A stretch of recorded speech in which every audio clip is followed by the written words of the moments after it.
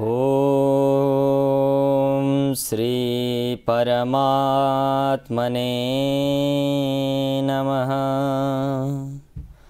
विघ्नेश्वराय वरदाय सुरप्रियाय लंबोदराय सकलाय जगद्धिताय नागाननाय श्रुतियज्ञविभूषिताय गौरीसुताय गणनाथ नमो नमस्ते। ऋषिभिः संस्तुता नित्यं हिन्दुराष्ट्रविभूषितं वैदिकी साधनां भूमि वन्दे नेपालमातरम्। समादरणीय भक्त सज्जन, आज पनि हजुरहरूको समक्षमा उपस्थित भइसकेको छु म दीप किशोर भट्टराई। पक्कै पनि हजुरहरूले बुझिसक्नु भएको छ यति बेला हामी दीप टेलिभिजनको पर्दाबाट कुन विषयमा चर्चा गर्नको निमित्त उपस्थित भएका छौँ भन्ने। आज हामी नयाँ अङ्कमा उपस्थित भएका छौँ, नयाँ व्यक्तित्वसँग कार्यक्रम प्रश्न हिन्दू राष्ट्रकोलाई लिएर। प्रश्न हिन्दू राष्ट्रको कार्यक्रमको विषयमा हजुरहरूलाई बताइरहनु पर्ने त्यत्रो धेरै आवश्यकता छैन, किनभने पक्कै पनि हजुरहरूले बुझिसक्नु भएको छ प्रश्न हिन्दू राष्ट्रको अर्थात् हिन्दू राष्ट्र कसरी नेपालमा ल्याउन सकिन्छ, हिन्दू राष्ट्र नबन्नुमा हामीमा के कति कमजोरीहरू छन् र कसरी अबका दिनमा हाम्रो कागजको पानामा लेखिएको जो धर्मनिरपेक्ष छ त्यसलाई हटाएर हिन्दू राष्ट्र कायम गर्न सकिन्छ। यसै विषयमा चर्चा परिचर्चा गर्नको निमित्त हामी नित्य आउने गर्दछौँ बेलुका 8 बजेदेखि 9 बजेसम्मको समयमा।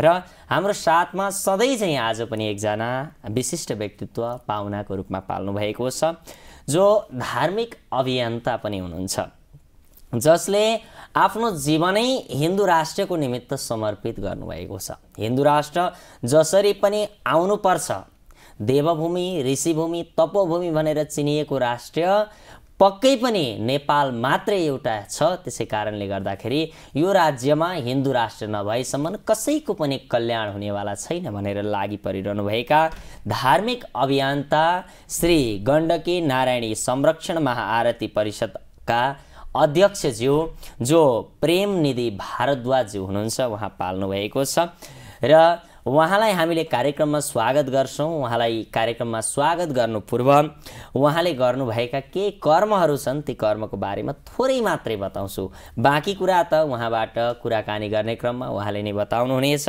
र उहाँले गर्नुभएको हिन्दू राष्ट्रको निमित्त के चाहिँ गर्नुभएको छ त अहिलेसम्म भन्दाखेरि 2072 सालमा 17 दिनसम्म अनसन बसेर हिन्दू राष्ट्रको माग, यसै गरी गौ संरक्षणको माग आदि इत्यादिलाई लिएर अघि बढ्नुभएको छ। बाँकी धेरै कुराहरू उहाँकै मुखबाट हामी सुन्नेछौँ। यसै गरी अहिले भर्खरै मात्रै 2079 सालमा पनि 7 दिनसम्म आमरण अनसन बसेर हिन्दू राष्ट्र सनातन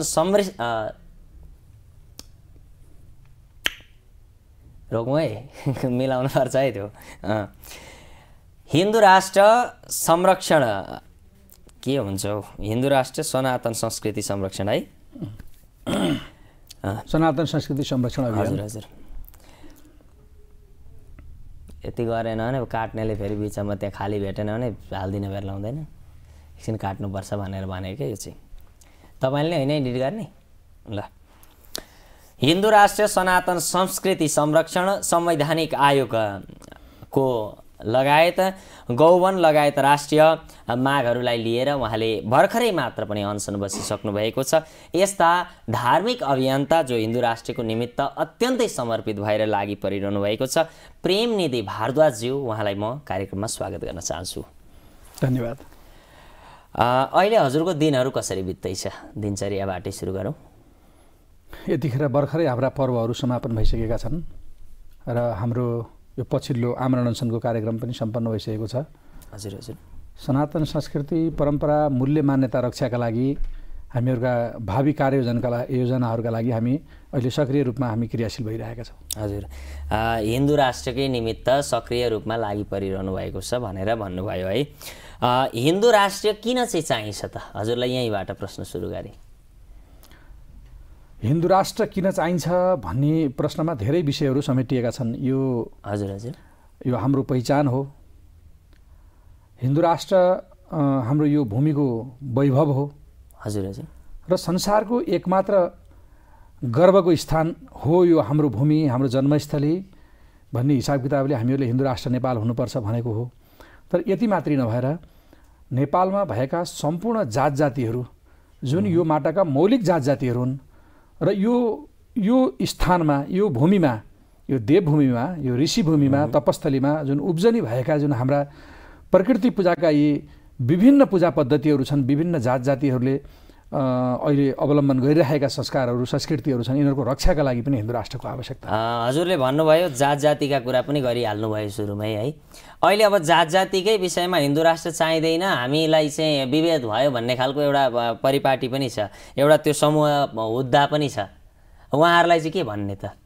उहाँहरू चाहिँ हिन्दू होइन अथवा उहाँहरूले त हिन्दू होइन त भनेर भन्नु नै भएको छ। हिन्दू राष्ट्रमा जन्मिएर अब हिन्दू होइन त उहाँहरूले भन्नु नै भएको छ, अलग हुनुहुन्छ। तर उहाँहरू चाहिँ कसरी चाहिँ अलग हुनुभयो त? हिन्दू राष्ट्रमा त उहाँमा पनि हिन्दुत्वको भावना हुनुपर्ने, यही धरती भनिसकेपछि, धरती भनिसकेपछि त पुरै धरतीलाई समेट्यो नि, होइन र? अवश्य पनि। पहिलो कुरो त हिन्दू भनेको के हो भन्ने कुरा बुझ्नु पर्यो। हजुर। हिन्दू भनेको धर्म होइन। हजुर। यो भूगोलको नाम हो। हजुर। हिमालदेखि सागरसम्मको जुन पछिल्लो पटक विदेशीहरूले सिन्धु घाटीबाट पूर्वको क्षेत्रलाई पनि यो नामले चाहिँ उनीहरूले पुकार्ने गरे। यो क्षेत्र समग्र जुन भूमि छ, यो भूमिको नाम हिन्दू हो। हजुर। यो हिन्दू क्षेत्र हो। तर यो हिन्दू क्षेत्रभित्र भएका हामी सबै प्रकृति पूजकहरू हौँ।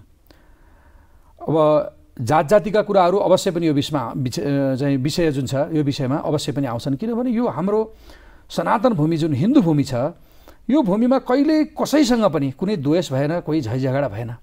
र गजबको समानता हामीहरूका बिचमा चाहिँ के छ भने हाम्रा जात जातिहरूका बिचमा यो कसैले यसको बारेमा मूल्याङ्कन गर्न चाहेन। हामी सबै प्रकृति पूजक हौँ। उदाहरणका लागि दुई चारवटा जातिहरूका बारेमा हामी प्रसङ्ग निकाल्न सक्छौँ। ब्राह्मण, क्षेत्री, वैश्य, शूद्रका कुरा त एक ठाउँमा रहिहाले। हजुर। त्यसबाहेक हामी यो भूमिपुत्रका रूपमा, तराईका भूमिपुत्रका रूपमा हामीले थारू, दरै, कुमाल, मुसहर आदिहरूलाई लिने गरेका छौँ। उनीहरूले पनि भगवान श्रीकृष्णलाई नै आफ्नो इष्टदेवका रूपमा मान्ने गर्नुभएको छ। भगवान श्रीकृष्णको जन्माष्टमी हामीले जन्माष्टमी भनेर मनाइराख्दाखेरि उनीहरूले अष्टमीका पर्व भनेर मनाइराख्छन्। तिथि एउटै हो। अब यो भनिरहँदा एउटै हो त भनेर भनिरहेका छौँ, तर एउटै होइनौँ भन्ने भुल छ नि त। एउटै होइनौँ भन्ने अब हिन्दू राष्ट्रभित्र भएका यसको बारेमा तपाईँलाई अत्यन्त तपाईँलाई मात्र नभएर यस टेलिभिजन हेरेर बस्नुभएका सम्पूर्ण नेपाल भूमिमा जन्मिनुभएका, नेपाललाई मेरो भूमि हो भनेर गौरव गर्ने हरेक व्यक्तिलाई म स्पष्ट पार्न चाहन्छु। यहाँ भएको चेपाङ जाति जसले सूर्यको पूजा गर्छ, जसले रुखको पूजा गर्छ, जसले जलको पूजा गर्छ। म प्रेमनिधि भारद्वाज ब्राह्मण कुलमा जन्मेको व्यक्ति, गण्डकी नारायणी महाआरती परिषदको म अध्यक्ष छु। हजुर। मैले पनि गण्डकीको पूजा गर्छु, जलको पूजा गर्छु, मैले पनि सूर्यलाई बिहान बिहान अर्घ चढाउँछु। हजुर। भनेपछि त्यो चेपाङ र ममा के अन्तर भयो? हाम्रा इष्टदेव एउटै छन्। त्यस्तै गरी पहाडतिर अझ जानुहोस्, मुक्तिनाथको प्रसङ्ग हामीले ल्याउन सक्छौँ। एउटा त्यो थकाली परम्परामा रहेका अथवा त्यहाँ चावडा गौचनहरू लगाए, त्यो चावडा चन भन्छन् अन्तिममा चाहिँ, उहाँहरूले पूजा गर्ने, त्यहाँ आने चाहिँ हामीले माताका रूपमा भन्छौँ। उहाँले त्यही मुक्तिनाथ भगवानको प्रतिमालाई पूजा गर्नुहुन्छ, त्यहीँ एउटा आचार्य बसेर पूजा गरिरहेको छ।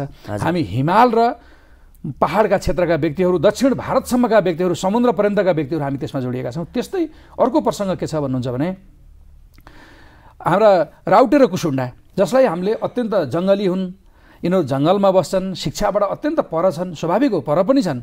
वर्तमान शिक्षा उनले पाएका छैनन्, तर सनातन संस्कृति र परम्पराको जुन शिक्षा हो तिनले छोडेका छैनन्। आज पनि तिनले जललाई पूजा गर्छन्, आज पनि वृक्षलाई पूजा गर्छन्। कहाँ हामी दुईटा जाति? यो विभेद चाहिँ कहाँबाट आयो होला त? विभेद अवश्य पनि हामीहरूका बिचमा भएका केही कमी कमजोरीहरूबाट पनि विभेद आएको छ। पछिल्लो समयमा यो कालान्तरमा जाँदै गर्दाखेरि सम्पूर्ण प्रकृति पूजकहरूलाई विभाजन गर्ने काममा केही हदसम्म ब्राह्मणहरूबाट पनि त्यो भूमिका भएको हामीले आत्मसात गर्नुपर्छ, स्वीकार गर्नुपर्छ। किनभने यो भएको कुरा हो, यसलाई स्वीकार नगर्ने हो भने इतिहासमाथि हामीले अन्याय गरेको हुन्छ। दोस्रो भएका कुरा, एकछिन मैले हजुरको कुरालाई रोकेँ, भएका कुरा भएका थिए, अहिले कम हुने क्रम जारी छ। कम त हामी गर्न खोजिरहेका छौँ, तर कम गर्न खोज्दै पनि यस्ता हुद्दाहरूको चाहिँ बढ्ने क्रम बढी भइरहेको छ। जस्तो कि अति सामान्य यसको बारेमा तपाईँ हामीहरू धेरै कल्पना गर्ने अथवा धेरै अध्ययन गर्नुपर्ने आवश्यकता छैन। हजुर हजुर। किनभने जुन शक्तिहरू हाम्रा ती वीर पुर्खाहरूसँग पराजित भएर भागेर गए, जसले पृथ्वीमा एउटा मात्र माटो छ, भूमि छ, यो देवस्थली तीर्थस्थली, आजसम्म अखण्ड अविभाज्य रूपमा चाहिँ स्वतन्त्र भएको मुलुक पृथ्वीमा यति एउटा क्षेत्र मात्रै हो जुन नेपाल हो, जुन हिन्दू राष्ट्र हो।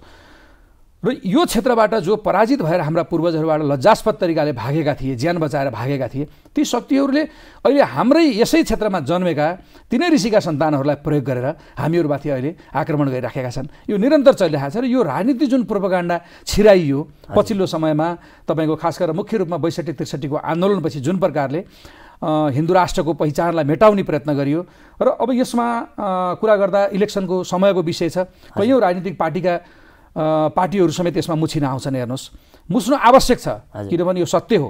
सत्य इलेक्सनको बेलामा अरू थप उजागर गर्नुपर्छ। हामी यो भन्दैनौँ कि यो पार्टी ठिक छ, यो पार्टी ठिक छैन भनेर, तर कुरो चाहिँ के प्रश्न हो भने जातीयताका बारेमा हामीहरूका बिचमा जुन बबन्डर ल्याउने एउटा प्रयत्न गरियो, विदेशीहरूका इसारामा जुन प्रयत्न गरिएको थियो, ती प्रयत्न गरेका ती पार्टीका ती नेताहरूलाई हामी प्रश्न गर्न सक्छौँ, प्रश्न गर्न चाहन्छौँ। कमरेड बाबुराम भट्टराईज्यू, हजुर, त्यस्तै पुष्पकमल दाहाल प्रचण्डज्यू लगायतका अन्य वामपन्थी नेताहरू जसले धर्मलाई अफिम भनेर नेपालमा चौतर्फी कुद्नु भयो, दगुर्नु भयो, उहाँहरूलाई हामीले प्रश्न गर्न चाहन्छौँ। नेपालको संस्कृति, नेपालको परम्परा कहिले अफिम हुन सक्छ? जुन समाज अनन्तकालदेखि आजसम्म एउटा पनि जातीय द्वन्द्व नभइकन एउटा इतिहास बनेर बसेको छ, एउटा मानव सभ्यताको उत्कृष्ट नमुना बनेर बसेको छ, आज सारा संसारले नेपालको माटोलाई हेर्न सक्छ। यो भूमिमा जातीयताको कुरा लिएर आएर त मोले, तर के गरे यिनले गल्ती कहाँनिर गरे भन्नुहुन्छ भने तपाईँ हामीहरूका बिचमा एउटा यिनले ठुलो गम्भीर गल्ती गरे, जसले नेवार राज्यको बारेमा प्रस्ताव ल्यायो, जसले नेवार राज्य भनेर नेवार कम्युनिटीलाई तिमीहरू हाम्रा हौ, हामी तिम्रो सबभन्दा नजिकका हौँ भने, तर तिनैले जात्रा रोक्नका लागि यहाँ प्रयत्न गरे, र जसका लागि म ऋणी छु। हाम्रो समाज ऋणी छ, सनातन संस्कृति ऋणी छ। त्यो जात्रा रोक्ने जुन निर्णय थियो, त्यो निर्णयलाई यहाँको काठमाडौँ उपत्यकाको जुन नेवार कम्युनिटीले जोरदार रूपमा प्रतिकार गरेर त्यसलाई परास्त गरेर छोड्यो। भनेपछि राष्ट्रिय बिग्रिनु, अहिलेको अब हिन्दूमा पनि एकता नहुनु, हिन्दू राष्ट्रिय नआउनुमा सबैभन्दा ठुलो हात राजनीतिकै छ। अवश्य पनि त्यसमा राजनीतिक खेल चाहिँ कहाँबाट सुरु भयो? सबैभन्दा पहिला अब यो खेल त चलि नै रहेको छ है, यो कहाँबाट चाहिँ सुरु भयो त? मैले हजुरलाई अघि नै मैले प्रश्न पारेँ। हजुर हजुर। जुन विदेशी शक्ति हिजोका दिनमा पराजित भएर हामीबाट भागेर गएका हुन्, त्यहीँबाट निर्देशन सुरु भयो। तर निर्देशन ग्रहण गर्ने काम विभिन्न राजनीतिक पार्टीका रूपमा, विभिन्न राजनीतिक सिद्धान्तका नाममा ल्याइयो। जुन मुलुक, हजुर, त्यो मैले अघि नै भनिसकेँ, यो उच्चतम मानवीय संवेदना सहितको मानवीयताको विकासको एउटा उर्वर भूमिमा हामीहरूलाई वाद सिकाइयो, राजनीति सिकाइयो। साम्यवाद खोज्नलाई यो हाम्रो माटो काफी छ, हामीले कहीँबाट सिक्न पर्दैन, कहीँ जान पर्दैन। समाजवादका लागि यही माटोमा अभ्यास भएको छ। राजर्षि जनकले राज्य गरेको राज्यमा, देशमा आज विदेशबाट वाद ल्याइएको छ, र त्यो वाद सँगसँगै ती जति पनि नेतृत्वकर्ताहरू छन्, ती नेतृत्वकर्ताहरूलाई प्रशिक्षण गरेर हामीहरूलाई दास बनाउने प्रयत्न गरिएको छ। हिजोका दिनमा त हामीलाई दास बनाउन सकेनन्, र हाम्रा दास भए यदाकदा कैयौँ इतिहासका समयमा हाम्रा दासका रूपमा रहेका छन्, उनीहरूले हामीलाई दास बनाउने प्रयत्न गरेका हुन्। र त्यसमा दुर्भाग्यको कुरा शिक्षाको कमीका कारणले गर्दा होला, अध्ययनका कमीका कारणले गर्दा होला, या उहाँहरूको जुन मतिभ्रष्ट भएर होला, सनातन संस्कृतिमाथि निर्मम रूपमा प्रहार गर्ने क्रम धेरै अगाडिबाट भएको थियो। हामीलाई एउटा अपराध पनि हुनसक्छ कि 62-63 को आन्दोलनपछि मात्र भयो भनियो भने यो गलत हुनसक्छ। योभन्दा अगाडिबाट प्रयत्न भयो, तर सार्थक रूपमा यिनीहरूले जुन गति प्राप्त गरे सनातन संस्कृति मास्नका लागि, त्यो 62-63 को आन्दोलनपछि नै सुरु भयो। भनिसकेपछि बरु राजा हुँदाखेरि, हजुरको आशय अनुसार बरु राजा हुँदाखेरि ठिक थियो, राजा हटेर गणतन्त्र आइसकेपछि चाहिँ हिन्दू राष्ट्र निमिटान्नै पार्नको निमित्त लागि परे, यही भन्न चाहनुभयो? त्यसो भन्दाखेरि पनि यो व्याख्या अपूर्ण हुन्छ। हजुर हजुर। राजा, सत्ता, हजुर, भनेको हामी सनातन संस्कृतिहरूको आफ्नो तन्त्र छ। हजुर। राज्य सत्ता सञ्चालन गर्ने हाम्रो व्यवस्था छ। हामीहरू प्रष्ट रूपमा बहुलवादलाई हामीले स्वीकार गर्छौँ। राजा हुन्जेल त हिन्दू राज्य नै थियो नि त। राजा गइसकेपछि, राजालाई हटाइसकेपछि अनि त्यस पछाडि निरपेक्ष भनेर कानुनी रूपमा पनि लादियो। नेपालको अस्तित्व समाप्त गर्नका लागि 62-63 को जुन आन्दोलन भयो, विदेशीका इसारामै भएको आन्दोलन रहेछ, जहाँ कि म त्यो आन्दोलनमा सक्रिय सहभागी हुने पात्र म पनि हो। हजुर हजुर।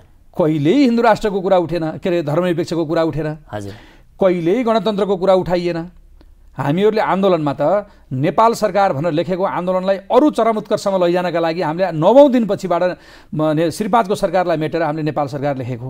त्यसका लागि हाम्रो पनि समर्थन रहेको आन्दोलनलाई उत्कर्षमा लानका लागि। तर त्यो राजनीतिक एजेन्डातर्फ हामी जान चाहन्नौँ। हामीलाई त्यो राजनीतिक राजा भनेको सत्ता हो। हामीले सत्ताको कुरा हामीले गरेका छैनौँ। हामी अभियन्ताहरूले नेपालको संस्कृति, परम्परा, मूल्य, मान्यता, यहाँको जीवन पद्धति र यहाँका सम्पूर्ण जात जातिहरूको कुल परम्परा जुन छ त्यो कुल परम्पराको रक्षा हुनुपर्छ भन्ने मात्र हाम्रो चासोको विषय हो। गौको संरक्षण हुनुपर्छ, गण्डकीको संरक्षण हुनुपर्छ, वेदको प्याटेन्ट राइट्स हाम्रो हुनुपर्छ, नेपालमा भएका सम्पूर्ण घाटहरू व्यवस्थित रूपमा निर्माण हुनुपर्छ, गण्डकीलाई नेपाल सम्पदा सूचीमा सूचीकृत गर्नुपर्छ। यसले नेपालको आर्थिक वैभव, सांस्कृतिक वैभव र हामीहरूको जुन मानवीयताको र मानवीय मूल्य मान्यताको जुन गौरव हासिल गर्न सक्छौँ हामीले सनातन हिन्दू राष्ट्र नेपाल, वैदिक हिन्दू राष्ट्र नेपाल हामीले कायम गरेपछि मात्र सम्भव छ भन्ने हाम्रो ठहर हो। भनेपछि अब चाहिँ हामीले के गर्न सक्छौँ? जस्तो कि अब चुनावी माहौल छ, चुनावी माहौलको पनि थोरै कुरा गरौँ है। चुनाव आउँदैछ, चुनावमा अब बुझ्नेले जान्नेले त गर्नुभयो, तर यहाँ टेलिभिजन जसले पनि हेरिरहनु भएको छ एकदमै सर्वसाधारण व्यक्तित्वहरू हुनुहुन्छ, एकदमै सर्वसाधारण, जसलाई राजनीतिको र पनि थाहा छैन र पनि चुनावमा उहाँहरूले भोट दिनुहुन्छ है, भोट दिनुहुन्छ। अब उहाँहरूले भोट दिँदा कसलाई दिने त? अहिलेको जुन मतदानको विषय छ अवश्य पनि 5 वर्षमा एकचोटि आउँछ, तर यसमा एउटा सानो प्रसङ्ग नजोड्ने हो भने हजुर हामीहरूको सायद यो अन्तर्वार्ता पनि अपूर्ण हुन्छ। हजुर, जस्तो कि म प्रेमनिधि भारद्वाजको बारेमा र हाम्रा साथीहरू लगायत हाम्रो अभियानको बारेमा यहाँहरूसँग कुरा गर्दै गर्दा र सम्पूर्ण टेलिभिजन हेरेर बस्नुभएका सम्पूर्ण सनातनीहरू र नेपाललाई आफ्नो मातृभूमिका रूपमा स्वीकार गर्ने सम्पूर्णलाई हामीहरू यो जानकारी गराउन चाहन्छौँ। 72 सालमा यो संविधान जारी हुनुभन्दा अगाडि 17 दिन हामी आमरण अनसन बसेका थियौँ। हजुर, टुँडी खेलको राजनीतिक मञ्चमा बसेका थियौँ। हामी कुनै मन्दिरमा बसेका थिएनौँ अथवा अन्यत्र कहीँ गएर बसेका थिएनौँ। त्यसपछिबाट तत्कालीन प्रधानमन्त्री सम्माननीय प्रधानमन्त्री सुशील कोइरालाज्यूबाट हामीहरूलाई लिखित पत्र हामीलाई प्राप्त भयो। हाम्रा मागहरूका बारेमा केही कुरा भयो र हिन्दू राष्ट्र लगायतका मुद्दाहरूका बारेमा निरन्तर वार्ता मागहरू के थिए? मुख्य माग भनेको गौ संरक्षणको विषय थियो, हिन्दू राष्ट्रका लगायतका यिनै हाम्रो धार्मिक सांस्कृतिक सम्पदाहरूको संरक्षण लगायतका विषयवस्तुहरू नै थिए। र त्यसमा हामीहरूले तत्कालीन सम्माननीय प्रधानमन्त्री सुशील कोइरालाज्यूबाट हामीहरूसँग जुन जोडिएर हामीहरूसँग एक प्रकारले जुन सहज वातावरण बनाउनु भएको थियो, स्वयं राष्ट्रको प्रमुख भएको व्यक्तिले गर्नुभएको थियो, त्यसका लागि हामी उहाँलाई धन्यवाद पनि दिन चाहन्छौँ। उहाँको भूमिका हामीहरूले सराहनीय भूमिकाका रूपमा हामीले लिएका छौँ सनातन संस्कृति संरक्षणवादीहरूले। र त्यसपछि हामीहरूले के गर्यौँ भन्नुहुन्छ भने जब धर्मनिरपेक्ष लेखेकै संविधान जारी हुन्छ भनिसकेपछि हामीले त्यो दिन विरोध गरेका थियौँ। हामीहरू लगायत कमसेकम 20-22 जनाको समूहलाई नेपाल सरकारले गिरफ्तार गरेर कारागारमा राखेको थियो र संविधान जारी गरिसकेपछि मध्यरात्रिको समयमा हामीलाई छोडिएको थियो। र त्यसको भोलिपल्ट नेपालकै एउटा चर्चित रिपोर्टर्स क्लब ऋषि धमलाजीले सञ्चालन गर्नुभएको छ। त्यसमा हामीले गएर त्यो जुन संविधानको धारा 4 मा धर्मनिरपेक्षता लेखिएको थियो त्यो अमान्य छ भनेर हामीले संविधान चेत्ने काम गरेका थियौँ।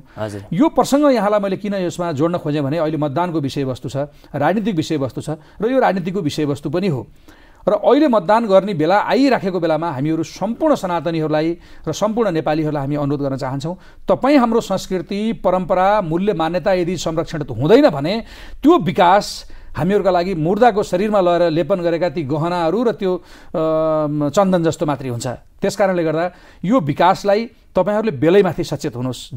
जुन व्यक्तिहरूले हिन्दू राष्ट्रको लागि, हिन्दू संस्कृति परम्पराका लागि, नेपालको मौलिक संस्कृतिका लागि आफ्नो लिखित प्रतिबद्धता व्यक्त गर्दैनन् अथवा सार्वजनिक रूपमा तपाईँहरूका अगाडि आएका बेलामा तपाईँहरूसँग जवाफ फर्काउन उनीहरू काम छन् भने तिनलाई कदापि मतदान नगर्नुहोस्। यदि मतदान गर्नुभयो भने तपाईँ इतिहासमा सबैभन्दा अपराधी र सबैभन्दा पापी व्यक्तिका रूपमा तपाईँका कुलपितृहरूले तपाईँलाई ग्रहण गर्नेछन्। यो अपराधबाट चाहिँ तपाईँहरू बस्नुहोस्। हामी भन्दैनौँ यो पार्टीलाई भोट दिनुहोस् भनेर, तर जुन व्यक्ति आएको छ, हाम्रो चाहना पनि यो होइन कि एउटा पार्टी यो पार्टी त्यो पार्टी भन्ने, हामी राजनीतिक पार्टीका कुनै समर्थक र विरोधी होइनौँ, तर हिन्दुत्व र हाम्रो संस्कृति, हाम्रो परम्परा, हाम्रा नेपालको मौलिकताको चाहिँ ह्रास गर्ने र मौलिकता सखाप पार्नका लागि उद्धत भएर हिँडेको शक्तिहरूलाई अवश्य पनि परास्त गर्न छ। तिनलाई ठाउँका ठाउँमा तिनलाई पराजित गर्नु छ। तिनलाई बिल्कुल तिनको अस्तित्व, हामीले राजनीतिक अस्तित्व समाप्त पार्नका लागि यही महायज्ञ मात्रै सार्थक हुनसक्छ।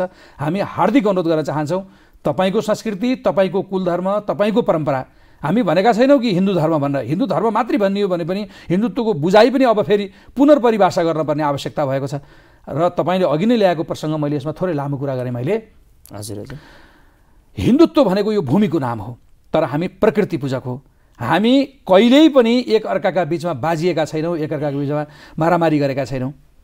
आँखा किलाका झगडा पर्दाखेरि पनि हामी समान व्यवहार गर्ने व्यक्तिहरू, समान व्यवहार गर्ने एउटा परिवार, दाजुभाइ काका मामा भएर बसेको यो परिवार अहिले पछिल्लो समयमा यो राजनीतिले जुन प्रकारले हामीहरूलाई विध्वंस गर्ने कोसिस गरेको छ, कृपया सावधान हुनुहोस्। म हार्दिकताका साथ अनुरोध गर्न चाहन्छु, तपाईँहरू यही बेलामा चेत्नुहोस्। यदि चेत्नु भएन भने अबको 5 वर्ष हाम्रा एउटा संविधानविदले पनि भन्नुभएको थियो, मैले उहाँकै शब्द सापट्टि लिएर भन्न चाहन्छु, बडा कालरात्रिको दिन आउनेछ र नेपालका लागि यो दुर्भाग्यको दिन हुनेछ। तपाईँले जुन मतदान गर्नुहुन्छ विधर्मीलाई र यो संस्कार संस्कृति र नेपालको मौलिकता ह्रास गर्नेलाई चाहिँ मतदान गर्नुहुन्छ, त्यो दिन हाम्रो लागि अत्यन्त कालो दिन हुनेछ।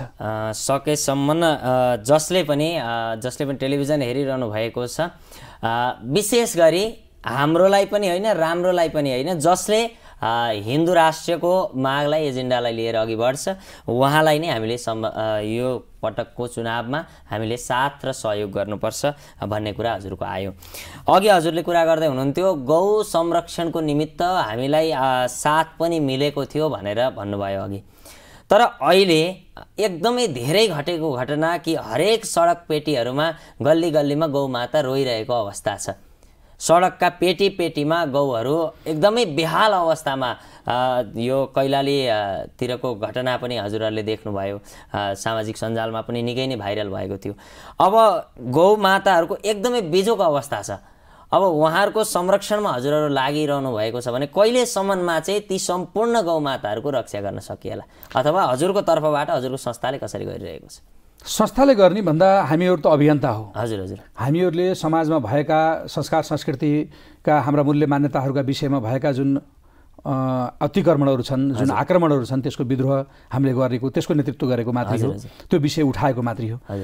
र यो कहिलेसम्म भन्ने कुरामा यदि राज्यले चाह्यो भने हजुर त्यो आजको 3 दिनभित्रमा त्यो समस्या समाधान हुनसक्छ, तर राज्यले चाहना चाहियो, सत्ताले चाहना पर्यो। हजुर। र अहिले जुन बिजोग भन्दै हुनुहुन्छ हजुरले, सडकमा यत्रतत्र भन्नुहुन्छ, त्योभन्दा ठुलो कुरो छ। हजुर। आज म प्रेमनिधि भारद्वाज हजुर नेपालका राष्ट्रपतिलाई म आरोप लगाउन चाहन्छु, तपाईँ कारागारमा बस्न योग्य हुनुहुन्छ। नेपालमा यो जुन गौ हत्या भएको छ, राज्यको तर्फबाट भएका यी गौ हत्याहरू छन्, यसको जिम्मेवार राष्ट्रपतिले लिनुपर्छ र यो जिम्मेवार नेपालका प्रधानमन्त्रीले लिनुपर्छ, किनभने कार्यकारी प्रधानमन्त्री छन्। हजुर। राष्ट्रिय जनावरका रूपमा तपाईँले स्वीकार गर्नुभयो, तर ती गाईलाई संरक्षण गर्न सक्नुहुन्न। एउटा व्यक्ति अथवा जङ्गली जनावर अथवा एउटा सर्प बाटामा मर्यो भने त्यो गाडी र त्यो ड्राइभर वर्षौँसम्मका लागि जेलमा बस्नुपर्ने हुन्छ। तर राष्ट्रिय जनावर जसलाई हामीले माताका रूपमा मानेका छौँ, सम्पूर्ण देवी देवताहरूको बास हुन्छ गौमातामाथि भनेर हामीले आस्था गरेका छौँ, र आजबाट होइन, हाम्रा ती महान ऋषि महर्षिहरूका पालादेखिबाट हामीले यो आस्था निरन्तर रूपमा ल्याइरहेका छौँ। ती गाई सडकमा मृत्यु हुनु भनेको तिनलाई उचित संरक्षण नगरेर होइन, त्यो संरक्षण गर्ने जिम्मेवारी राज्यको होइन। जब यदि राज्यको त्यो जिम्मेवारी हुन आउँछ भने त्यो भएको हत्याको जिम्मेवारी राज्यले लिनु पर्दैन। त्यसै कारणले गर्दाखेरि हामी गौवनको रक्षाका लागि हामीले गौवनको माग उठाएका छौँ। गौवन भन्दा अर्को गौ रक्षाका लागि अर्को कुनै पनि उपाय विकल्प छैन। गौवनका लागि उठाउनु भएको छ एजेन्डा, तर अब कार्यान्वयन चाहिँ कहिलेसम्म होला त? यसको निमित्त अब कति प्रयास गरिरहनु भएको छ, कति पटक विफल हुनुभएको छ। अब यसको निमित्त के चाहिँ गर्न सकिन्छ त? जनताको तर्फबाट जनतै जुर्मुरिएर सडकमै आउनुपर्ने अवस्था हो कि, अथवा चाहिँ हजुरले गर्नुभएका अहिलेसम्म गर्नुभएका कार्यहरूलाई हेरेर केही सुनवाई भइरहेको अवस्था छ कि कस्तो स्थिति छ? अवश्य पनि आजसम्म त्यो जुन प्रकारले सुनवाई हुनुपर्ने हो त्यो प्रकारले सुनवाई भएको छैन। हामीले यी मागहरू प्रधानमन्त्रीको कार्यालयमा गएर विधिवत रूपमा हामीले दर्ता गरिसकेका पनि छौँ। यो अस्तिको आमरण अनसन जुन 79 साल असोज 1 गतेबाट आमरण अनसन सुरु भएको थियो, त्योभन्दा पूर्व प्रधानमन्त्री कार्यालयमा हामीहरूले दर्ता गरेका पनि छौँ यो माग। र 2072 सालको आमरण अनसनका बेलामा पनि गौ संरक्षणको विषयमा हामीले कुरा उठाएका थियौँ। हिन्दू राष्ट्र संविधानमा नलेखे पनि राष्ट्रिय जनावरका रूपमा गौलाई त्यो बेलामा स्वीकार गरिएको हो, त्यसका लागि पनि हामी धन्यवाद ज्ञापन गर्न चाहन्छौँ। र किनभने त्यतिखेरसम्म हामीले प्रष्ट रूपमा हामीले देखेको कुरा नेपालको झन्डा परिवर्तन गर्ने, राष्ट्रिय जनावर गाईलाई परिवर्तन गर्ने सम्मका कुराहरू पनि उठेका थिए र नेपालको नाम नै परिवर्तन गर्ने कुरा पनि यहाँ उठेको हो। त्यसकारणले गर्दा विदेशीको इसाराको नाङ्गो नाच त हामीले त्यो बेला देखेकै हो। र जहाँसम्म रह्यो अहिले हामीले गरेका कार्य भनेको हामीले सरकारलाई जानकारी गराउने कार्य गरिसकेका छौँ, तर सरकारको तर्फबाट गौ संरक्षणका लागि सार्थक रूपमा अगाडि बढ्ने कुनै पनि आश्वासन हामीले प्राप्त गरेका छैनौँ। त्यसै कारणले सम्पूर्ण सनातनीहरू जसले गाईलाई पूजा गर्ने गर्नुभएको छ, जसले घरमा पञ्चगव्यको प्रयोग गर्नुहुन्छ, जसले गाईलाई आफ्नो आस्थाका रूपमा लिनुभएको छ, तपाईँ सबैजना जागृत हुनुपर्ने अवस्था भएको छ। एकजना व्यक्तिले कहीँ बोलेर टेलिभिजनमा बोलेर अथवा एकजना व्यक्ति आमरण अनसन बसेको भरमा गौ संरक्षणको मुद्दा यो नेपालमा संरक्षित हुने अवस्था मैले देखेको चाहिँ छैन। किनभने म यथार्थ कुरा म यहाँहरूलाई सबैलाई स्पष्ट पार्न चाहन्छु। यसका लागि जसको घरमा गाई छन्, हजुर, सबले गाई लिएर बाटामा आउनुपर्छ। अब जसका घरमा बुढा भएका गाई छन् बाटामा छोड्न दिँदैन कि यो कृषकको समस्या पनि हो। गौ संरक्षणको समस्या कृषकको समस्यासँग पनि जोडिएको छ, छाडा चौपाएको पनि समस्यासँग जोडिएको छ र सम्पूर्ण नेपालीहरूको आस्थासँग पनि जोडिएको छ र नेपालको राष्ट्रिय जनावरसँग पनि जोडिएको छ। त्यसै कारणले गौवन जुन पहिला यो जुन 46 सालको आन्दोलनभन्दा पूर्व रहेका जति पनि गौचरणका क्षेत्रहरू थिए आज सबै मासिएका छन्। सबै राजनीतिक रूपमा भागभण्डा लगाएर आफ्ना आफ्ना कार्यकर्ताहरूलाई बाँड्ने कार्य गरिएको छ, सामाजिक सङ्घ संस्थाका नाममा बाँड्ने कार्य गरिएको छ। त्योभन्दा पनि ठुलो कुरो आराध्यदेव भगवान् पशुपतिनाथको समीपमा रहेको गौचरणमा अहिले जहाज उड्छ, त्यहाँ गाई चर्न पाउन्नन् र तिनै गाई त्यही एयरपोर्टको बाहिरपट्टि बाटामा कतै दुर्घटनामा परेर मृत्युवरण गरिरहेका हुन्छन् र छटपटाइरहेका हुन्छन्। त्यो छटपटाहट हेर्ने जिम्मेवारी राज्यको हो कि होइन? यदि हामी विकास विरोधी होइन सनातनीहरू, हामी सधैँभरि हामी विकासका पक्षधर हौँ, त्यो गाईका लागि सुरक्षित स्थान त चाहियो।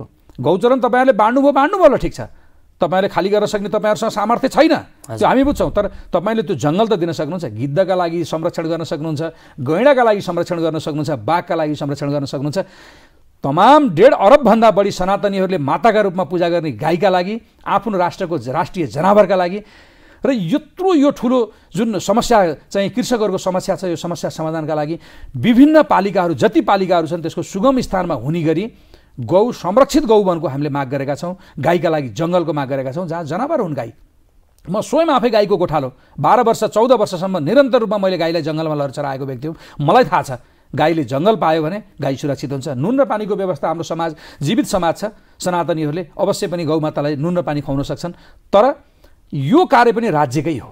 हजुर हजुर 17 दिनसम्म अनसन बस्नुभयो 72 सालमा। त्यो 17 दिनसम्म बस्दाखेरि उपलब्धि चाहिँ के भयो?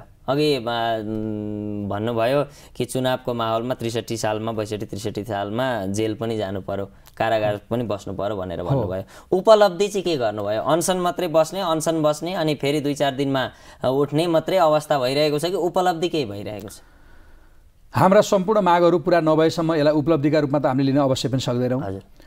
त्यो बेलामा हामीले लिएको सामान्य उपलब्धि भनेको चाहिँ के हो भने, एउटा त हामीहरूका बिचमा 72 सालमा आमरण अनसन बस्दै गर्दाखेरि सम्पूर्ण हाम्रा नेपालका सनातन वैदिक धर्मावलम्बीहरूले, सनातन प्रकृति पूजकहरूले सनातनीहरूलाई अहिलेको संविधानमा सहमत छैनन् भन्ने ज्ञान हामीले दिन सकेको हो।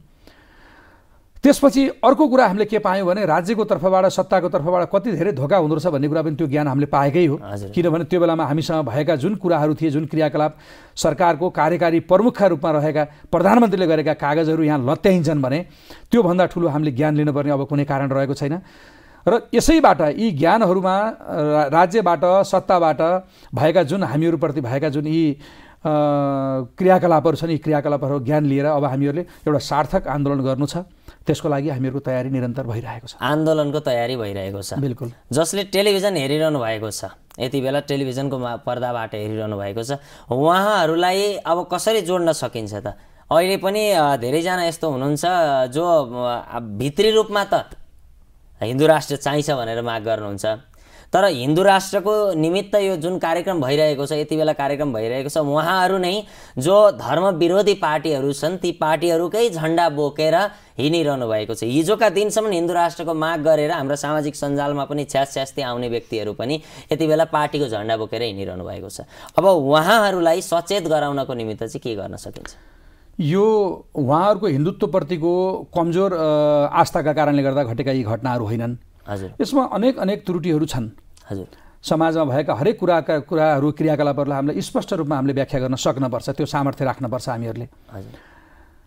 र फेरि यो लामो समयको सङ्गतको प्रभाव पनि हो।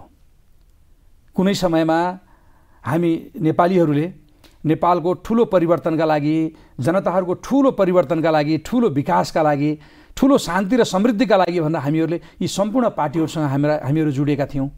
त्यस कारणले गर्दाखेरि यो लामो समयको साथ यो जुन गलत सङ्गत पनि छोड्न गाह्रो भएको यो हिसाब किताबमा हामीले अवश्य लिनुपर्छ, एउटा कुरा। अर्को कुरा, सनातन संस्कृतिको आवश्यकता र यसको औचित्य अझै हामीहरूले समाजलाई हामीले सुशिक्षित गर्न, शिक्षित गर्न पनि आवश्यक रहेको छ। र नेपालमा ती पार्टीहरू अहिले अनेक दर्जनौँ पार्टीहरू हिन्दुत्वको मुद्दालाई लिएर अहिले चुनावमा होमिएका छन्। ती सबै पार्टीहरूलाई हामी अनुरोध गर्न चाहन्छौँ, तपाईँहरूको कार्यमा अझै तपाईँहरूका केही कमी कमजोरीहरू बाँकी रहेका छन्, तिनलाई सुधार्नुहोस्। मुद्दा तपाईँहरूले ल्याउनु भएको छ, तपाईँहरूलाई धेरै धेरै साधुवाद छ, तर तपाईहरुले यो हिन्दुत्वका लागि, यो संस्कृतिका लागि, यो परम्पराका लागि जुन गर्नुपर्ने कार्यहरू छन् ती कार्यहरू अझ कम भएका छन्, तिनलाई अझ पूर्ण गर्नुस्। अहिलेको त चुनाव आएको छ, तपाईहरुको यथास्थानमा होला। तपाईहरुलाई अब सचेत नागरिकहरूले, सचेत सनातनीहरूले अवश्य पनि सनातन संस्कृति, परम्परा, मूल्य मान्यताको संरक्षण नगर्नेहरूलाई मतदान गर्नु हुँदैन भन्ने मैले विश्वास लिएको छु र हामी सबैले विश्वास लिन छ। तर अब हिजो मात्रै एकजनाले मलाई प्रश्न गर्दै हुनुहुन्थ्यो के हिन्दूको निमित्त पनि त लागि पनि हिन्दू राष्ट्र बनाउनु पर्छ भन्ने पनि धेरै पार्टीहरू हुनुहुन्छ। चुनाव आउँदैछ, हजुर पनि भनिरहनु भएको छ, टेलिभिजनबाट बार भनिरहनु भएको छ, जसले हिन्दू एजेन्डा, हिन्दू राष्ट्रको एजेन्डालाई लिएर अघि बढेको छ उसैलाई भोट हाल्नु। एकजना भक्तले सोध्दै हुनुहुन्थ्यो कसलाई चाहिँ भोट हाल्नु त गुरु, यति धेरै पार्टी छन् कसलाई हाल्ने भनेर भन्दै हुनुहुन्थ्यो। यो स्थितिमा चाहिँ के भन्नुहुन्छ हजुरले? होइन, कसलाई भोट हाल्ने भन्ने अब त्यो मतदाताको इच्छाको कुरालाई हामीले हस्तक्षेप गर्ने कुरा चाहिँ भएन। होइन, कुन पार्टी, यहाँ त पार्टी हिन्दूभित्र पनि पार्टी अलग अलग पार्टी भयो कि एउटै एजेन्डा भइसकेपछि एउटै पार्टी एउटै गुट भएर हिँड्नु पर्ने होइन र? हो, अवश्य पनि हो। हजुर, समयमा सार्थक पहल हुन नसकेकै हो। हजुर, यो कुरा त अब राजनीतिक पार्टीहरूले यसको बारेमा उचित उत्तर दिन सक्नु होला, किनभने उहाँहरू यो एजेन्डालाई लिएर हिँड्नु भएको हो। हजुर, के कारणले गर्दा सक्नु भएन। हामी त धार्मिक अभियन्ता हो, हामीहरूले तपाईहरु एक ठाउँमा आउनुहोस्, तपाईहरु एउटै ढोकामा मत माग्नुहोस् भनेर हामीले त बारम्बार भनेकै हो र हामी भनि पनि रहन्छौँ फेरि बारम्बार, किनभने हामी राजनीतिक दल होइनौँ, हामी सनातन संस्कृति पक्षका लागि सङ्घर्ष गर्ने अभियन्ताहरू मात्रै हो। र अहिलेको कुरामा तपाईँले सोध्नुभएको प्रश्नमा स्पष्ट रूपमा उत्तर दिन पर्दाखेरि हामी के भन्न सक्छौँ भने तपाईँको मत खेर नजानी गरेर जुन स्थानमा तपाईँको मत खेर जान्न भन्ने लाग्छ तपाईँलाई, जुन स्थानमा तपाईँले राखेको मत त्यो गणनामा योग्य हुन्छ त्यसैलाई मत हाल्नुहोस् भनेर हामी अनुरोध गर्छौँ। अब यहाँ त यस्तो भयो, हिन्दू राष्ट्रकै निमित्त भोट त हाल्नुभयो, हजुर, तर भोट हाल्दाखेरि पनि अब त्यही भोट पनि बाँडियो कि दुईटा पार्टीलाई जाने भयो। बिल्कुल।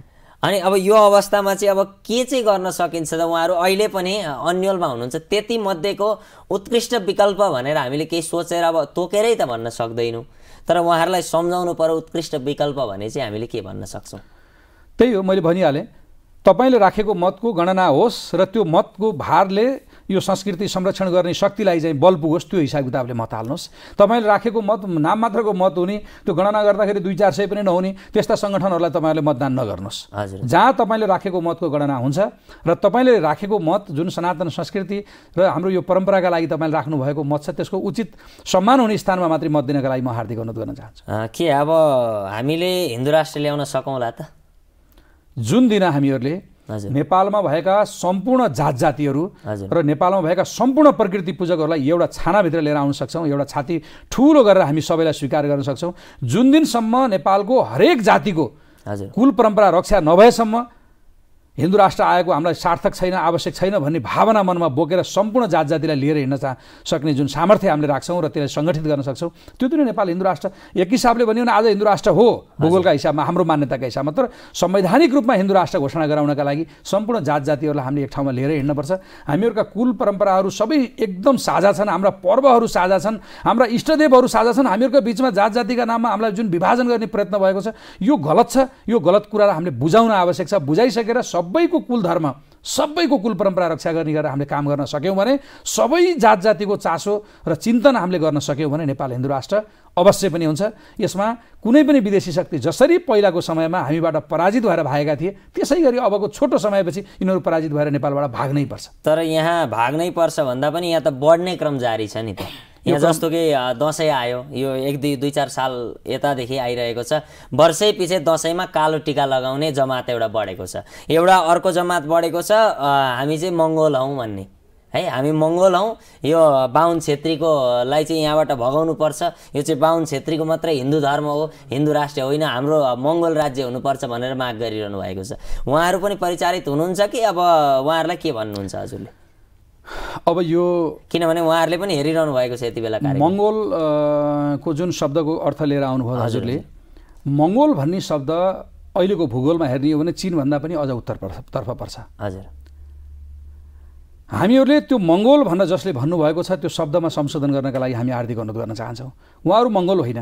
यदि उहाँहरू मङ्गोल हो, यो भूमिमा जन्मेर उहाँका पूर्वजहरू यही भूमिमा जन्मेका हुन् भन्ने हिसाब किताब छ भने, उहाँले त्यो मान्यता राख्नुहुन्छ भने उहाँहरू मङ्गोल होइन। हाम्रा शिवजी कहाँ बस्नुहुन्थ्यो? तिब्बतमा। अहिले कहाँ छ कैलाश पर्वत? तिब्बतमा। भोटे, अहिलेको भाषामा भन्दा हामीले भोटे। हजुर। भोटेलाई त हामीले देवादिदेव महादेव भनेका छौँ। हजुर। पारुहाङ र सुम्निराको हामीले प्रसङ्ग सुनेकै छौँ। वेदको ट्रान्सलेसन मुन्दुमो भन्दै हामी हिँड्ने गरेका छौँ। किराँत वंशमा जन्मेकीलाई हामीले आराध्य देवी माताका रूपमा हामीले स्वीकार गरेका छौँ। सम्पूर्ण सनातनीहरूले अरबौँका रूपमा रहेका व्यक्तिहरूले हामीले चाहिँ आराध्य देवी माताका रूपमा हामीले पार्वती मातालाई लिएका छौँ, जो किराँत वंशमा जन्म लिनुभएको थियो, हिमाल पुत्री भनेर हामीले मान्ने गरेका छौँ। यो हामीहरूलाई कमजोर बनाउनका लागि छिराइएको यो प्रोपोगन्डा हो।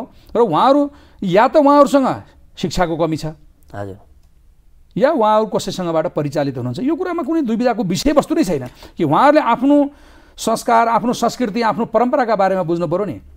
आज चाइनामा पनि 12वटा वर्ष छन्। हाम्रो 12वटा राशि भए जस्तै 12वटा वर्ष। मुसा हुन्, गाई हुन्, कुकुर हुन्, चाहे जेसुकै हुन्, तर गणना त्यही नै छ। हेर्नुहोस्, संस्कृति चाइनाको संस्कृति र नेपालको संस्कृति पनि पृथक छैन भने कहाँबाट चाहिँ मङ्गोल हौँ, हामी अलग हौँ, ब्राह्मण क्षेत्रीभन्दा अलग हौँ भन्नुहुन्छ। फेरि उहाँहरूले बुद्धिस्ट हो भनेर कसरी भन्नुहुन्छ? हजुर। जहाँ कि बुद्ध धर्मको जुन धर्म प्रचार गर्ने काम मुख्य रूपमा त्यतिखेरका आचार्यहरू सबै ब्राह्मण थिए। ब्राह्मणले बुद्ध धर्मको प्रचार प्रसारमा सबैभन्दा उच्च स्तरको भूमिका निर्वाह गर्नुभएको थियो। बुद्ध भगवान जसको जन्म समेत कपिलवस्तुमा भएको थियो, हामीलाई थाहा छ। यही जन्मभूमि हो। अहिले त भारतले नमानेको चाहिँ यो क्षेत्र पनि अहिले भारतका प्रधानमन्त्री नरेन्द्र मोदी आएर नेपालमा आएर नेपालमै यही हो, बुद्ध भगवानको जन्मस्थली यही हो भनेर उहाँले स्वीकृति दिनुभएको छ। आज सारा विश्वले गर्वका साथ नेपाल भगवान बुद्धको जन्मस्थल भनेको छ। उहाँहरूले कसरी हामीलाई मङ्गोल हौँ, ब्राह्मण क्षेत्री तिमीहरू हाम्रा होइन भन्न सक्नुहुन्छ उहाँहरूले? तर हामी चाहिँ भन्दैनौँ। उहाँहरू जे भन्नुहुन्छ, तर हामी भन्छौँ तपाईँ हामी एउटै हो। तर ब्राह्मण पनि सुदूरपश्चिम र सुदूरपूर्वको ब्राह्मणका कैयौँ संस्कारहरू अहिले पृथक छन्। ब्राह्मणका बिचका कुरा गर्दैछु मैले। भनेपछि डाँडा काँडा, शिक्षाको स्तर, वातावरण, हरेक कारणले गर्दा हाम्रा परम्पराहरू, हाम्रा जुन कुल संस्कारहरू पृथक भएका मात्रै हुन्, तर हाम्रा आराध्य देवहरू पृथक भएका छैनन्। भनेपछि हाम्रो हिन्दू राष्ट्र कायम नहुनुमा जातीयता पनि एउटा मुख्य कारण हो। जातीय रूपमा फुटाएर राजनीति गर्ने परम्परा पश्चिमा मुलुकहरूको, पश्चिमा संस्कृतिवालाहरूको पहिलेबाट हो। यो प्रमाणित हो। हजुर। हामीहरूसँग पनि त्यही थ्योरी यिनीहरू ल्याएर एप्लाई गर्न खोजिरहेका छन्, जसलाई हामीले सबै नेपालीहरू मिलेर यसलाई परास्त गर्न छ। र हामीहरूले पनि बुझ्न आवश्यक छ। हामीहरूको यो आन्दोलनलाई कमजोर बनाउनका लागि हिन्दू धर्मभित्रै, मैले त हिन्दू धर्म भन्न चाहन्न, वास्तवमा वैदिक सनातन धर्म भन्न चाहन्छु। हिन्दू भनेको भूगोलको नाम हो भनेर मैले बारम्बार भन्छु। यो जगतमा भएका सम्पूर्ण बोट वृक्ष बाँदरदेखि लिएर हामी सम्पूर्ण जातिहरू सबै हामी हिन्दू हो। यहाँको कण कण हिन्दू हो भनेर हामीले त्यसरी परिभाषित गर्छौँ, जुन यथार्थ त्यही हो। शब्दको अर्थ पनि त्यही हो, इतिहासको अर्थ पनि त्यही हो। यो गलत कुनै हालतमा केमा अर्थ होइन। र हामीहरूको जुन धर्म भनेको वैदिक सनातन धर्म हो, प्रकृति पूजा हो। यो प्रकृति पूजा र वैदिक सनातनका बिचमा हामीहरू बिचमा कुनै पनि दुविधा छैन। नेपालका कुनै जातिका बिचमा कति पनि दुविधा छैन। यसलाई हामीलाई फटाल्नका लागि जुन प्रयत्न गरिएको छ, यो प्रयत्नलाई हामीले निरस्त गर्न छ, परास्त गर्न छ। हाम्रा पूर्वजहरूको त्यो कृति सम्झेर, उनीहरूले गरेको त्यो योगदान सम्झेर, हाम्रा पूर्वजहरूले धर्म संस्कृति रक्षाका लागि पुर्याएको योगदानलाई सम्झेर हामीहरू त्यो कार्य गर्न आवश्यक छ। अहिले राजनीतिका विभिन्न पार्टीका नाममा अथवा विभिन्न शक्तिका नाममा लाएर अहिले त गठबन्धन भनेर हेर्नुहोस्, सबै सिद्धान्तहरू एउटै डोकामा ल्याएर हालिदिनु भयो। उहाँहरूले राम्रै गर्नुभयो। यसले पनि नेपाललाई मुक्तिको बाटोमै लग्छ। यसले कुनै नराम्रो हुन्छ जस्तो मलाई लाग्दैन। तर अहिले यदि हामीहरूले सनातन संस्कृति परम्परा र हाम्रो कुल परम्परालाई सम्झेर यदि मतदान गरेनौँ भने हामी चाहिँ दोषी अवश्य पनि हुन्छौँ। मुलुकले मुक्ति त अवश्य पनि प्राप्त गर्छ। हाम्रो सङ्घर्ष जारी छ। हामी सङ्घर्षबाट पछि हट्नेवाला छैनौँ र हाम्रो विजय निश्चित छ। पक्कै पनि हामी कार्यक्रमको अन्तिम चरणमा पनि आइसकेका छौँ। त्यसै कारणले गर्दाखेरि जाँदै गर्दा म हजुर समक्ष केही कुरा राख्न चाहन्छु। जस्तो कि हजुरले जुन एजेन्डा लिएर अघि बढिरहनु भएको छ, अनसन गरिरहनु भएको छ, अथवा विभिन्न ठाउँमा विभिन्न अभियान चलाइरहनु भएको छ, अब जसले पनि टेलिभिजन हेरिरहनु भएको छ उहाँलाई हजुर समक्ष अथवा भनौँ हजुर जुन जहाँ जो लागि परेर अघि बढिरहनु भएको छ, हजुरहरू सबै समक्ष एकजुट भएर हिन्दू राष्ट्रको माग लिएर यो अभियानलाई सहयोग गर्नु छ अथवा साथ दिनु छ भने चाहिँ कसरी उहाँहरू जोडिन सक्नुहुन्छ? यो हामी सबै सनातनीहरूको साझा अभियान हो। हजुर हजुर। हामीहरूसँग कुनै पार्टी छैन। हजुर। हामीहरूसँग कुनै सङ्गठन पनि छैन। हामीहरूले मात्र अभियान सञ्चालन गरेका छौँ। हजुर। विभिन्न सङ्घ सङ्गठनमा भएर, विभिन्न दलहरूमा भएर अथवा विभिन्न राजनीतिक पार्टीहरूमा, जुनसुकै पार्टीमा भए पनि हामीसँग सनातन संस्कृतिलाई माया गर्ने व्यक्तिहरू हामीसँग जोडिनका लागि र यो अभियानमा जोडिनका लागि कुनै बाधा अवरोध केही पनि छैन। र यो सामाजिक कार्य, यो धार्मिक कार्य हामी सबैको साझा संयुक्त कार्य हो र सबैको संयुक्त दायित्व पनि हो। त्यसकारणले हामीसँग जोडिनका लागि त उहाँहरूलाई कुनै विशेष आधारको आवश्यकता पर्दैन। तर एउटा कुरा चाहिँ के हो भने जुन हामीहरूले उठाएका एजेन्डाहरू छन्, जुन हामीले उठाएका र कार्य सञ्चालन गरेका विधिहरू छन्, यो विधिका बारेमा अवश्य पनि सबै सुसूचित हुनुपर्छ। हामीहरूले खासै त्यस्तो विशेष प्रकारले अप्ठ्यारा कुनै विषयवस्तुहरू संस्कृति क्षेत्रका भन्दा बाहिरका कुनै विषय मुद्दाहरू हामीले उठाएका छैनौँ। राजनीतिबाट हामी पर बस्ने हामीले प्रयत्न गरेका छौँ। तर अहिले जुन सत्याग्रह मुख्य रूपमा हामीले 6वटा मागहरू, स्थानीय मागहरू पूर्ण भइसकेका छन्। अस्तिको आमरण अनसनपछि जुन स्थानीय मागहरूमा नारायणघाटको अस्तित्व समाप्त गर्दै नारायणगढ भएको थियो, त्यो नारायणघाट निर्माण हुँदैछ। अब केही महिनापछि ठेक्का आह्वान भइसकेको छ। केही महिनापछि नारायणघाट यहाँहरूले स्नान गर्नका लागि प्राप्त गर्नुहुनेछ भन्ने हामी विश्वास गर्न सक्छौँ। त्यस्तै गण्डकी नारायणी महाआरती, बनारसको भन्दा पनि दिव्य आरती, गण्डकी माताको महिमा, पौराणिक महिमा, यसका आधारहरू अनेक छन्। यसका बारेमा अहिले व्याख्या गर्न सकिँदैन। हामीहरूले गण्डकी नारायणी माताको आरतीको दिव्य स्वरूप दर्शन गर्न नित्य आरती भइरहेको छ। 2076 साल वैशाख 1 गतेबाट आजसम्म कस्तो सुकै अवस्थामा पनि, यत्रो कोरोनाको महामारीमा पनि अखण्ड रूपमा त्यो श्री गण्डकी नारायणी महाआरती सञ्चालन भइरहेको छ। नारायणगढ बजारको नजिकमै छ। यहाँ अब यो कार्यहरू त हाम्रा निरन्तर चलिरहेका छन्। त्यस्तै गरेर वेद नेपालमा लिपिबद्ध भएको ग्रन्थ हो। संसारको सबैभन्दा प्राचीनतम विज्ञान हो। जीवन जिउने कलाको ज्ञान प्राप्त हुने वेद हो, जसलाई सौभाग्यले नेपालमा लिपिबद्ध भएको भनेर हामीले दमौलीको वेदव्यास गुफालाई हामीले मान्ने गरेका छौँ। यो ग्रन्थ नेपालको राष्ट्रिय ग्रन्थका रूपमा स्वीकृत हुनुपर्छ भन्ने हाम्रो माग रहेको छ। यसले राष्ट्रको वैभव अवश्य पनि बढाउँछ। गौमाताको संरक्षणका लागि, समूल संरक्षणका लागि, गौ वंशको संरक्षणका लागि गौवनको माग राखेका छौँ। यसले विभिन्न समस्याहरू, राष्ट्रिय जनावरको संरक्षण, राष्ट्रिय जनावरको जुन सम्मान, त्यस्तै हाम्रो गौमाताको सम्मान, गौमाताप्रतिको हाम्रो आस्थाको सम्मान, छाडा चौपायाको समस्या लगायतका अनेक समस्याहरूको समाधान गौवनबाट सम्भव छ। गाईका लागि सुरक्षित जङ्गलबाट सम्भव छ।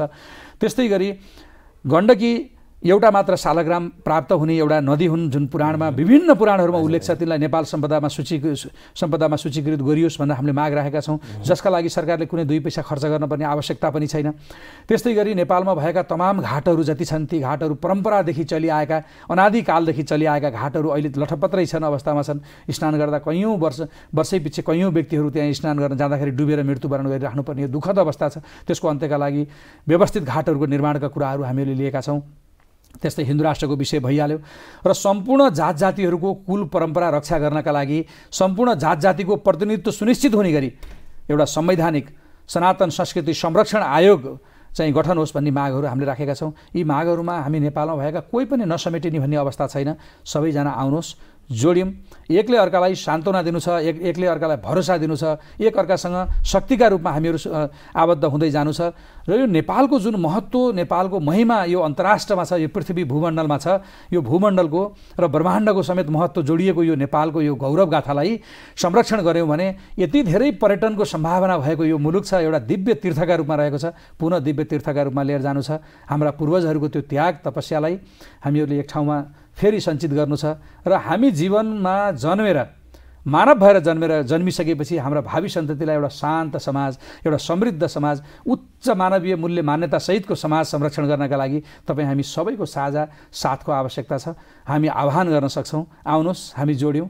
एकता हो सङ्घे शक्ति कलयुगे। भगवान् बुद्धले समेत सङ्गम शरणम गच्छामि भन्नुभएको छ। सङ्घको आवश्यकता छ, एकजुटताको आवश्यकता छ। र यो संस्कृतिमा यदि हाम्रा कतिपय कार्यकलापहरूमा, कार्यगत कुराहरूमा यदि कुनै त्यस्ता तलमाथिका केही कुराहरू छन् भने यो सामाजिक अभियान हो, सामूहिक अभियान हो। हामीहरूले अनेक हाम्रा क्रियाकलापहरूलाई संशोधन गर्न सक्छौँ, यसलाई व्यवस्थित गर्न सक्छौँ। यसमा कुनै अनौठो अथवा त्यस्तो डराउनु पर्ने अवस्था केही पनि छैन। यदि हामी एक ठाउँमा एकजुट भएनौँ भने जुन शक्तिसँग हामी लड्नु छ, जुन शक्ति अदृश्य रूपमा रहेको छ र हामीलाई चेतावनी दिइराखेको छ, जुन शक्ति हाम्रा सामुन्यमा छँदै छैन र हाम्रा अगाडि जुन प्रस्तुत गरेका पात्रहरू छन्, उहाँहरूबाट निर्देशित भएका व्यक्तिहरू छन्। हेर्नुहोस्, मालिकलाई तहलाउन सकिन्छ तर उसको नोकरलाई हामीले कहिल्यै तहलाउन सकिन्न, किनभने ऊ आफ्नो मस्तिष्कले कहिल्यै चल्दैन। त्यो अर्काको इसारामा चलेका जुन व्यक्तिहरू छन् तिनीहरूलाई तहलाउन हामीलाई बहुत कठिन छ। जुन दुश्मन छ त्यो दुश्मन अदृश्य छ, तर हामीसँग पहिचान भइसकेको दुश्मन भएका कारणले गर्दा हामी सबैको सामूहिक प्रयासबाट अवश्य पनि नेपालको गौरव, हाम्रो संस्कृति परम्पराको आवश्यकता, महत्त्व, औचित्य आदि कुराको सबै संरक्षण गर्नका लागि सबैलाई हामीसँग जोडिनका लागि हार्दिक अनुरोध गर्न चाहन्छु। हस् त, अमूल्य समय दिएर हामीलाई हिन्दू राष्ट्रको निमित्त अत्यन्तै सार्वजनिक कुराहरू राख्नुभयो, त्यसको निमित्त हजुरलाई धेरै धेरै धन्यवाद। र कार्यक्रमको हामी अन्तिम चरणमा पनि आइसकेका छौँ। हाम्रो साथमा समादरणीय भक्त सज्जन यति बेला श्री गण्डकी नारायणी संरक्षण महाआरती परिषद अध्यक्ष प्रेमनिधि भारद्वाजज्यू हुनुहुन्थ्यो, जो धार्मिक अभियन्ता मात्रै नभएर हिन्दू राष्ट्रको मागलाई लिएर जसरी भए पनि हिन्दू राष्ट्र पनि निर्माण हुनुपर्छ, गौ संरक्षण पनि हुनुपर्छ, गौचरण पनि हुनुपर्छ, हाम्रा धर्म संस्कार संस्कृति मूल्य मान्यता सबैको संरक्षण हुनुपर्छ भनेर लागि परिरहनु भएको छ। यस्ता अत्यन्तै आदरणीय व्यक्तित्वसँग हामीले आजको कुराकानी राख्यौँ। पक्कै पनि हजुरहरूलाई आजको कार्यक्रम कस्तो लाग्यो सुझाव सल्लाह प्रतिक्रिया अवश्य नै दिनुहोला र भोलिका दिनहरूमा पनि हामी यसै गरी विशेष व्यक्तित्वहरूसँग विशेष कुराकानी प्रश्न हिन्दू राष्ट्रको कार्यक्रमको मार्फतबाट लिएर आउने बाचाका साथ आजको निमित्त भने कार्यक्रमबाट म दीप किशोर भट्टराई पनि ओझेल हुन चाहन्छु। हवस् त, असतोमा सद्गमय तमसोमा ज्योतिर्गमय मृत्योर्मा अमृतम गमय। ओम शान्ति शान्ति शान्ति। समय कम्ती भएछ, त्यही भएर फालेर मिलाएर राखेर ठिक्क बनाउँदा हुन्छ नि। ठिक्क हुँदैन, काटकुट